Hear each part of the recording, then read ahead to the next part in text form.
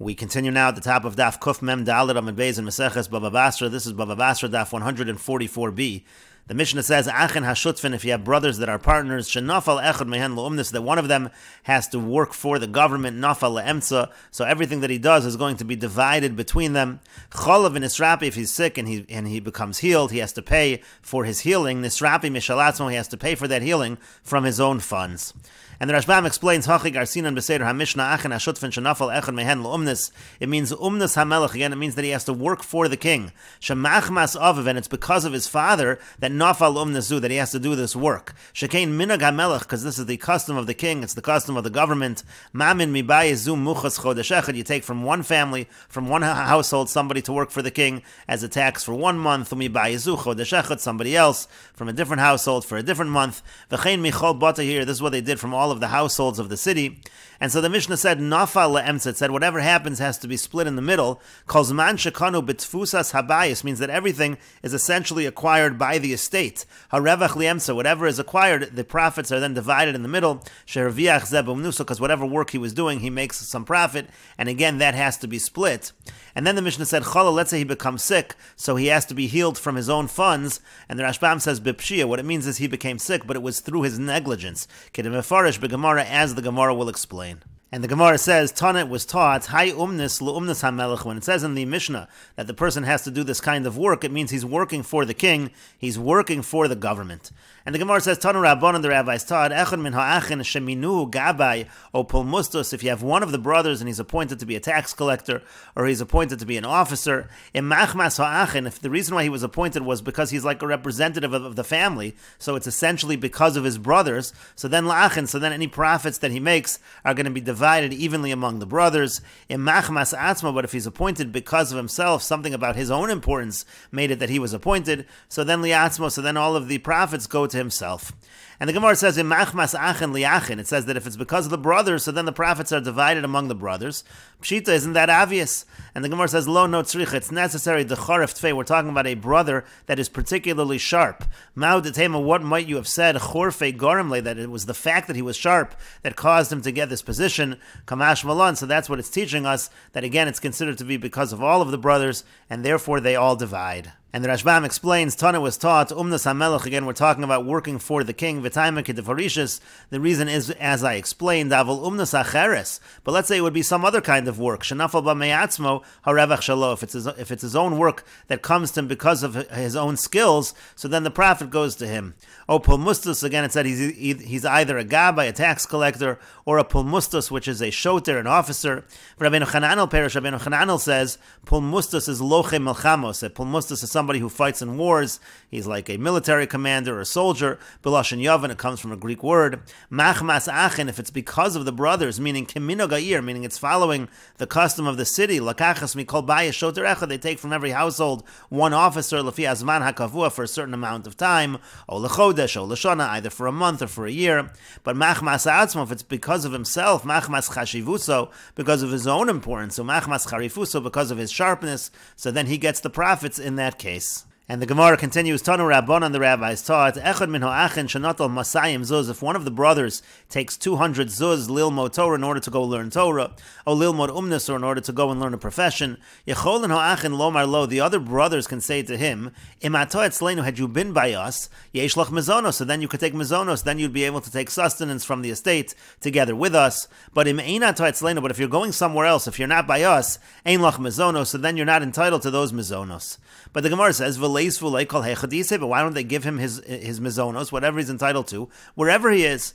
And the Gemara says to that, Messiah Leila Rav Huna, this supports what Rav Huna said. The Amar Rav Huna, because Rav Huna said, Birchas Habayis Baruba, there's a greater blessing in the house when a lot of people live in the house. So had he lived in the house, the amount of expenses that would go to him would have been a little bit less. That's why he's not entitled to take such a large amount of expenses that he's going to have to take if he doesn't live together with him in the house.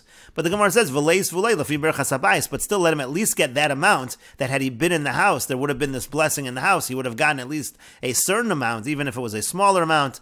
And the Gemara says, Hachanami, indeed that is the case. He does get that smaller amount. The point over here is that he doesn't get the larger amount that he would seemingly need because he went away. And the Rashbam explains, Birchas Habayis Beruba, She'ilu Hayadari Mon, because had he lived together with them, Haya Habayis Misbarech Biglolo, the house would have been blessed because of him. V'leis v'lei katsas mizonos. So then the Gemara asks, let them give him some mizonos. V'yivchesu lo lefi chesron birchas habayis beglolo. They deduct for him according to the amount. Again, that had he been there, the fact that he wasn't there, but had he been there would have been that birchas habayis she'ein darimam, because right now he's not living with them. So at least give him that lesser amount. And again, the Gemara said, indeed, that they do give to him. And the Gemara continues at the two dots. The Mishnah said, Cholav v'nisrabi, if he becomes sick and he has to be healed, and nisrabi mishalatzmo, so then the funds, he has to use his own funds in order to heal himself. And the Gemara says, Shalach Ravin Mishmeid Rabbi Law, Ravin in the name of Rabbi Law sent, Lo Shanu Ela Shachala B'Pshia. This is only true if he became sick, but it was through his own negligence. Aval Ba'onis, but if he became sick by accident, Nisrabi Mino Emsa, so then he's healed from the common funds of the inheritance. And the Gemara says, Hey Chidami B'Pshia, what exactly is the case where he becomes sick by negligence? The Gemara says, Kid Rabbi Chanina, it's like Rabbi Chanina taught. The Yomer Rabbi Chanina, because Rabbi Chanina said, Hakol Bidei Shamayim, everything is in the hands of heaven, Chutz Mitzinim Pachim, except for a cold and except for obstacles. Those things a person can prevent from damaging him. Shenemar, as it says in the Pasuk, Tzinim Pachim B'derech Ikesh, it says on the crooked path, there's Tzinim Pachim, this cold and these obstacles, and Shomer Nafsho, but if a person is careful, so Yirchak Mehem, he can distance himself from them. And the Rashbam explains, Tzinim Pachim Lishna Dekra, this is the language of the Pasuk that we just quoted, and this is a Pasuk in Mishlei, Tzinim Pachim B'derech Ikesh, again, if you have cold and you have obstacles on the crooked path, Hatzinav Hakor, the Tzinim refers to the cold, Pach Umokesh, Pach refers to the Mokesh, to the obstacles, B'derech Ikesh, it's on the crooked path, Ki Biyodu Hadavar Tolui Li Shomer Min Hatzina, meaning it's in his capacity to protect himself from the cold. V'yesh Mefarshim, and some say Tzinim Pachim Kor V'chom, some translate Tzinim Pachim as cold and hot. Again, those are things that a person can stay away from. Again, the point is that if it's something that's bipshia, there's a negligence involved in terms of him becoming sick, so then he has to pay. Otherwise, it comes from the funds of the common inheritance. And the Gemara continues with the Mishnah, Ha'achin sha'asu miksasan shushvinus b'chai ha'av. Let's say brothers, some of them, they give gifts during the lifetime of the father. So chazra shushvinus, so when those shushvinus, when those gifts return, when they are reciprocated, chazra le'emza, so they're returned to the middle, meaning they're divided among all the brothers. And the reason is, shahashushvinus nigvis bebezin, because when it comes to the reciprocal gifts that are given at weddings, that's something that is a debt that is collected in bezin, and therefore it's divided among all of the brothers. But let's say somebody sends to his friend kadei yayin v'kadei shemen, pitchers of wine and pitchers of oil. So ein nigvin bebezin, those kind of gifts, those reciprocal kinds of gifts, is not something that's collected in bezin. Mivnei shein gemilas chasadim, those are just considered acts of kindness. That's just a gift that's being given. That is not something that creates an obligation, creates a debt. And the Rashbam explains, Hachi Garsinan Ha'achin Sha'asu Miksasan Shushvinos B'chai Yoav, Shesholach Ha'av Es Echon Mibanav. What happened is the father sent one of his sons, L'smoach Es HaChasan, to give gifts, to make the Chasan happy. There's a particular Chasan. Uviyado Doronos, he has some gifts. Shekein Derech Shushvinos, Notel Doron L'simchas Chupas Chaveru. This is the way that it would happen at weddings. Someone would give a gift for the chuppah of his friend, Va'ochel Imo, and he would eat with him. V'zeh Yachzer Lo, but then the idea would be that that Chasan who received the gifts, so when the person who gave him the gift, when he gets married, so he has to return. The chassan now has to give a gift back to the chassan. In this particular case, it was given by the father, and so the idea is that the reciprocal gift is going to be divided among all of the sons. Again, he's going to return to him. He's going to reciprocate this kindness at the time that this other person gets married, as we're going to learn in a brayso later on. Hey Dvarim, Namru b'Shashvinas, the 5 things that are said when it comes to these kind of reciprocal gifts. So Chazra Shoshvinas, meaning Keshayachzer Zehaben, when this particular son, this is the son who brought the gift, who was at the wedding, when he goes ahead, V'yisa Isha, and he gets married, V'zeyachzer Shoshvinaso, and now the person who got married first, he's now going to reciprocate, he's going to give a gift back to that son. So it doesn't simply go to that son, because it was really given by the father, and therefore, since it was provided by the father, it goes to all of the father's sons, it goes to the brothers as well. So Chazra Lamsa, so it's going to return, it's going to be reciprocated to the middle, meaning they are going to divide, all the brothers will divide that Shoshvinus. Nigvis bebezin, again, this is like an obligation, it's not just an act of kindness, and therefore it can be collected in court. Kedin milva avim, it's like a loan that is outstanding, that's owed to the father. Uva Gemara parach alom mashani lo nigvis bebezin kedin milva. The Gemara is going to ask about it and answer that we mean to say that it's collected in court just like a loan. But then the Mishnah said, if somebody sends pitchers of wine and pitchers of oil, that is not collected in Bezin. What does that mean? It means, let's say he sends it below chuppah. Let's say there is no chuppah, there's no wedding, he's just sending a gift. That's not something that incurs an obligation. And the Rashbam continues, Inami, or we can be talking, Bechupasa, we are talking about a wedding here at the end of the Mishnah. But he's giving a gift, but he's not eating with him, and he's not being happy with him, he's not rejoicing with him at the wedding. Ein zed din shoshvinos. That would not have the status of a shoshvinos. Ela matana bi'alma would just be considered a regular gift. Ugmilas chesed would just be considered an act of kindness if he's not actually joining at the wedding. Ve'ena nigvis bebezin, and that's not something that would be collected in bezin. So those are two possible explanations of what we are discussing at the end of the Mishnah. And the Gemara says, Urimini, we have the following contradiction from a Braisa. Shalach lo aviv shoshvinos, it says, let's say the father sends one of his sons, again as a groomsman, to bring these particular gifts to the chasan, kishi chozeres, so then when he returns, when he reciprocates and gives back a gift, chozeres lo, it returns to him, meaning it returns to that particular son. It's not divided among all of the sons. That seems to contradict what our Mishnah says. And the Braisa continues, nishtalcha li aviv shoshvinos, let's say it's the other way around. Let's say the shoshvinos was sent to the father, so then Kashi Chozeres, so then when the sons, let's say the father dies, and now the sons have to reciprocate, Chozeres Mina Emsa, so then all of the sons together, they have to pay, they have to provide the funds in order to reciprocate the gift when this particular chasan gets married. And the Rashbam explains, Urimini, we have the following contradiction, Shalach lo aviv shoshvinos, if his father sends him as one of the groomsmen with the gifts, Kilomar Shalach al yadu litzarcho, let's say he sends it through this particular son, Shu yochal v'yismachimo, this son is going to go eat by the wedding and rejoice by the wedding. Because we're going